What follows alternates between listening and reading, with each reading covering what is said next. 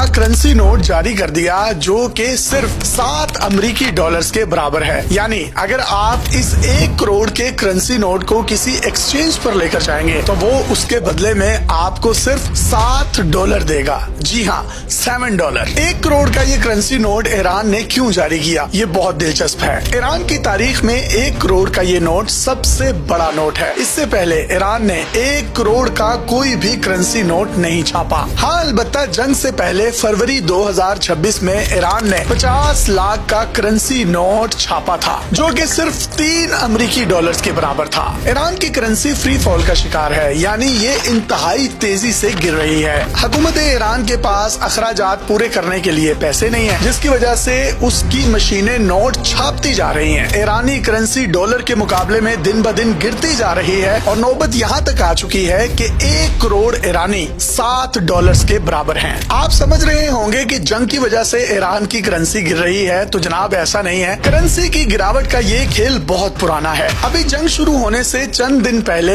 Iran में दुकानदारों ने एहतजाज शुरू कर दिया। इस एहतजाज में ईरान के मुताबिक 3 से 5 हजार लोग हलाक हुए, जबकि मगरबी हलकों के मुताबिक इस एहतजाज में 25 से 30 हजार अमवात हुई। इस एहतजाज की बुनियादी वजह क्या थी? करंसी बहरान। दुकानदारों ने अचानक अपनी दुकानें बंद की और हुकूमत के खिलाफ सड़कों पर आ गए। ये एहतजाज दुकानदारों से बढ़ता बढ़ता पूरे ईरान में फैल गया। फिर ये एहतजाज पुरतशद्दुद शक्ल इख्तियार कर गया, जिसमें आम लोगों के अलावा पासदाराने इनकलाब के भी सैकड़ों फौजी मारे गए। इस एहतजाज के खत्म होते ही ईरान पर इसराइल और अमेरिका ने हमला कर दिया। रही सही कसर जंग ने निकाल दी और ईरानी करंसी इंतहाई गिरावट का शिकार हो गई। सादा लफ्जों में इसको यूं समझिए कि 1 करोड़ ईरानी पाकिस्तानी 2000 रुपए के बराबर है। और अगर आपके पास पाकिस्तानी 1 लाख रुपए है और आप ईरान चले जाते हैं तो ईरान में आपका ये 1 लाख रुपया 50 करोड़ के बराबर होगा। अब ये समझते हैं कि ईरान की करंसी के साथ हो क्या रहा है। ईरान की करंसी इस वक्त हाइपर इन्फ्लेशन का शिकार है, जिसका आसान लफ्जों में मतलब ये है हुकूमत के पास अखराजात पूरे करने के लिए पैसे नहीं है और हुकूमत पैसे छापने वाली मशीनों से पैसे छापती जा रही है। अगर एक महीने में 50% तक करंसी डी वैल्यू हो जाए तो उसको हाइपर इन्फ्लेशन कहा जाता है। फिर क्या होता है? ईरान के आम लोग ईरानी करंसी का इस्तेमाल बंद कर देते हैं और दूसरे मुमालिक की करंसी में सेविंग स्टार्ट कर देते हैं, जैसे अमेरिकन डॉलर्स में, चीनी करंसी युआन में या पाकिस्तानी रुपीज रुपयों में। बहुत से ईरानी फिर अमेरिकन डॉलर्स खरीदना शुरू कर देते हैं, उसकी जखीरांदोजी करते हैं। कुछ लोग चीनी करंसी युआन खरीद लेते हैं और वो ऐसा क्यों करते हैं? अपने पैसे की सेफ्टी के लिए, क्योंकि डॉलर्स, युआन, ये तमाम करेंसीज जो हैं स्टेबल हैं। इसकी दूसरी बड़ी वजह यह है ईरानी लोगों के पास जैसे ही पैसा आता है तो वो चीजें खरीदना शुरू कर देते हैं, यानी पैसों को चीजों में कन्वर्ट कर देते हैं। इसकी आम सी मिसाल ये है कि अगर ईरान में एक शख्स को 1 लाख रुपए तनख्वाह मिलती है तो वो फौरन ही